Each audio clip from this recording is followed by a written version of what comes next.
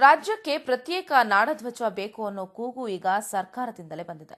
ಹೌದು, ನಾಡಧ್ವಜ ರಚನೆಗೆ ರಾಜ್ಯ ಸರ್ಕಾರ ಮುಂದಾಗಿದೆ. ಈ ನಿಟ್ಟಿನಲ್ಲಿ ನಾಡಧ್ವಜದ ವಿನ್ಯಾಸ, ಕಾನೂನು ಮಾನ್ಯತೆ ಬಗ್ಗೆ ಪರಿಶೀಲನೆ ನಡೆಸುವುದಕ್ಕೆ ಸರ್ಕಾರ ಸಮಿತಿಯನ್ನು ರಚಿಸಿದೆ. ಆದರೆ ನಾಡಧ್ವಜಕ್ಕೆ ಸಾಹಿತಿಗಳು ಸ್ವಾಗತಿಸಿದರೆ ಬಿಜೆಪಿ ಮಾತ್ರ ಬಲವಾಗಿ ವಿರೋಧ ವ್ಯಕ್ತಪಡಿಸುತ್ತಾ ಇದೆ.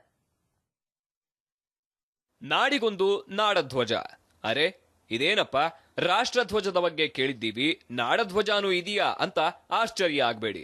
ಇನ್ಮುಂದೆ ನಾಡಧ್ವಜವೂ ಕೂಡ ಬರೋ ಸಾಧ್ಯತೆಯನ್ನ ತಳ್ಳಿ ಹಾಕೋದಕ್ಕಾಗಲ್ಲ. ಯಾಕಂದ್ರೆ ರಾಜ್ಯಕ್ಕೆ ಪ್ರತ್ಯೇಕ ನಾಡಧ್ವಜ ರೂಪಿಸಿ ಅದಕ್ಕೊಂದು ಕಾನೂನು ಚೌಕಟ್ಟು ಕೊಡಲು ರಾಜ್ಯ ಸರ್ಕಾರ ಪ್ರಕ್ರಿಯೆ ಶುರು ಮಾಡಿದೆ. ಈ ಕೆಲಸಕ್ಕೆ ಸರ್ಕಾರ 9 ಜನ ಸದಸ್ಯರ ಸಮಿತಿಯನ್ನ ಕೂಡ ರಚಿಸಿದೆ. ಕನ್ನಡ ಮತ್ತು ಸಂಸ್ಕೃತಿ ಇಲಾಖೆ ಪ್ರಧಾನ ಕಾರ್ಯದರ್ಶಿ ಅಧ್ಯಕ್ಷತೆಯಲ್ಲಿ ಈ ಸಮಿತಿ ರಚಿಸಲಾಗಿದೆ. ಆರ್ಡಿಪಿಆರ್, ಗೃಹ ಇಲಾಖೆ, ಕಾನೂನು ಇಲಾಖೆ, ಸಂಸದೀಯ ವ್ಯವಹಾರಗಳ ಇಲಾಖೆ ಕಾರ್ಯದರ್ಶಿಗಳು, ಕನ್ನಡ ಸಾಹಿತ್ಯ ಪರಿಷತ್ ಅಧ್ಯಕ್ಷರು, ಹಂಪಿ ಕನ್ನಡ ವಿವಿ ಕುಲಸಚಿವರು ಹಾಗೂ ಕನ್ನಡ ಮತ್ತು ಸಂಸ್ಕೃತಿ ಇಲಾಖೆ ನಿರ್ದೇಶಕರು ಸಮಿತಿಯ ಸದಸ್ಯರಾಗಿದ್ದಾರೆ.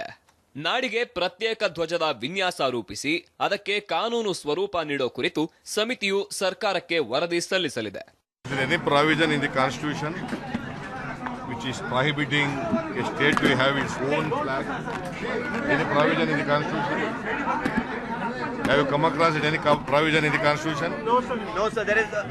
Did BJP people come across the provision? The election will be in the month of April, May, not now, not tomorrow, not next month. They do not want a flag for Karnataka state. Let them make a statement. We do not want a flag in Karnataka state. People always make such false allegations. ಆದ್ರೆ ರಾಜ್ಯಕ್ಕೆ ಪ್ರತ್ಯೇಕ ನಾಡಧ್ವಜ ಬೇಕನ್ನೋ ವಿಚಾರದಲ್ಲಿ BJP ನಾಯಕರು ಬಲವಾಗಿ ವಿರೋಧ ತೋರಿದ್ದಾರೆ. 2012ರ ಪ್ರಕರಣ ಸಂಬಂಧ ಆಗಿನ ಬಿಜೆಪಿ ಸರ್ಕಾರ ಪ್ರತ್ಯೇಕ ಧ್ವಜ ಬೇಡ ಅಂತ ಕೋರ್ಟ್ಗೆ ತಿಳಿಸಿತ್ತು. ಇದರಿಂದ ದೇಶದ ಐಕ್ಯತೆಗೆ ಧಕ್ಕೆಯಾಗಲಿದೆ ಅನ್ನೋದು ಬಿಜೆಪಿಯವರ ವಾದವಾಗಿದೆ. ಸಪರೇಟ್ ಫ್ಲಾಗ್ ಹಾಕುವಂತ ಮಾಡುವಂತದ್ದು ಈ ದೇಶದ ಯಾವುದೇ ರಾಜ್ಯದಲ್ಲಿಲ್ಲ. ಅವರ ಫೇಲ್ಯೂರನ್ನ ಮುಚ್ಚಾಕೊಳ್ಳೋದಕ್ಕೋಸ್ಕರ ಸಂವಿಧಾನಬದ್ಧವಾಗಿ ಈ ಥರ ಒಂದು ಚಟುವಟಿಕೆ ಮಾಡೋಕ್ಕೆ ಈ ರಾಜ್ಯದ ಮುಖ್ಯಮಂತ್ರಿ ಹೊರಟಿದ್ದಾರೆ.